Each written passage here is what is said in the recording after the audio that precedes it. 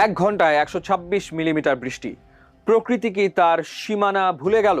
নেপাল, পাকিস্তান আর ভারতের সেই ভয়াবহ স্মৃতি কি এবার তবে কড়া নাড়ছে বাংলাদেশের দুয়ারে? দর্শক, প্রকৃতির এক রুদ্র রূপ দেখল ফেনীবাসী। মাত্র এক ঘন্টার বৃষ্টিতে পুরো একটি শহর কার্যত অচল হয়ে পড়েছে। এক ঘন্টায় 126 মিলিমিটার বৃষ্টিপাত, যাকে আবহাওয়া বিজ্ঞানের ভাষায় বলা হয় ক্লাউড বার্স্ট বা মেঘ বিস্ফোরণ। ডাক্তার পাড়া থেকে মিজান রোড, শহরের অলিগলি এখন কোমর সমান পানির নিচে। ব্যবসা প্রতিষ্ঠান থেকে শুরু করে ঘরবাড়ি, কোথাও রেহাই মেলেনি এই আকস্মিক প্লাবন থেকে।